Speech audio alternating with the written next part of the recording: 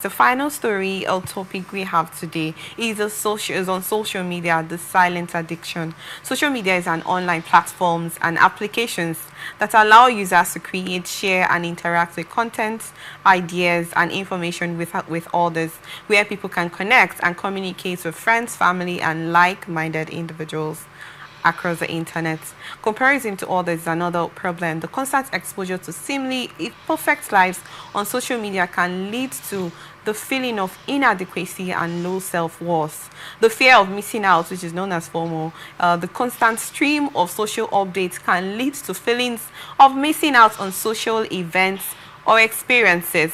When can your child use social media? That is one question I'm going to ask. And how long can your child spend on social media? Can a teenager use social media during homework time, family meals, and so on? You actually talked about something like that. Where can a teenager use social media? For example, only in family areas of the house, not bedrooms. These are areas where we also discussed. But quickly, I would love to ask, at what age should a teenager be allowed to use a phone? I know you have said something like that, but I actually want you to throw better light on this particular aspect. For me, a teenager is meant to be, if you're not going to get them a phone early, they're meant to be given access to your phone. Because we're in a modern era, notes are getting posted online. There are things they have to catch up on. There will be information shared on their groups or so things like that that they need to be able to know about, which they want to know if they're not giving some certain access to social media. Okay. That's why I talked about parents allowing them to use their phones to reach out to certain people.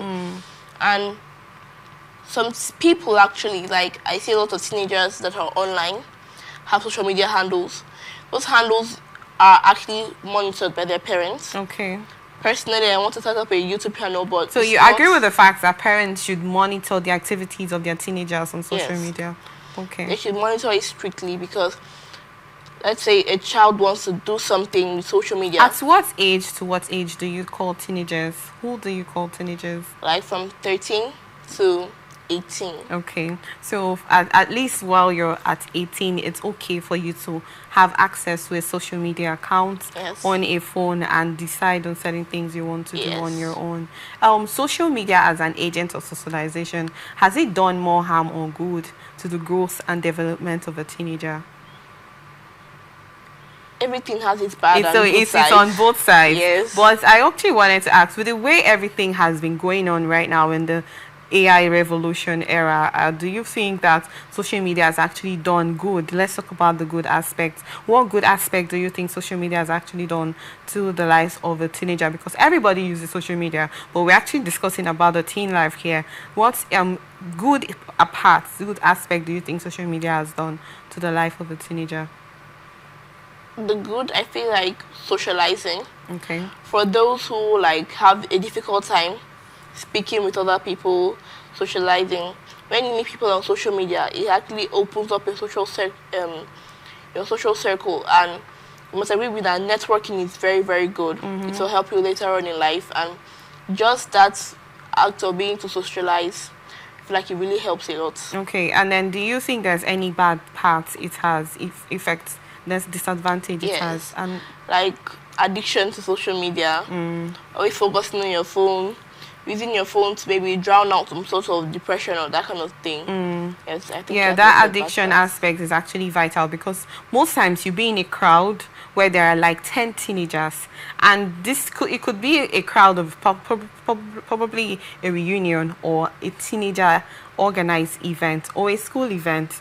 You notice oftentimes that they barely communicate with themselves. They rather text on the phone than really having a one-on-one conversation like we're having right here. So I feel that's a good one, but they have not been able to manage that social media attitude rightly. So that the part of that addiction is actually another scenario where the disadvantage is actually high.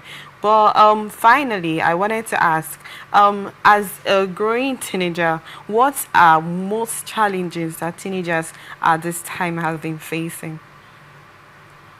Being shut out of the world, because I feel like this time a lot of teenagers are getting really wild, and not being able to express yourself at least has added to that problem, added to that problem, or I don't know the right word to But, use, but it okay. has added to it Okay. greatly, because they're not allowed to communicate, they're not allowed to speak out, so they just find other ways to do it, maybe falling into peer pressure. That's the other way of them releasing whatever feeling that they have inside. And that could also lead to drug addiction, which we Yes. will not be discussing today, because peer pressure is another agent of socialization that actually affects the life of a teenager. Well, that's the wrap of today. Those are stories we're actually going to discuss today. Hope you had an amazing time here. I really had an amazing And you would love to time. be here again to discuss Yes. more about the challenges that teenagers face. Yes. Thank you so much for coming, Audrey.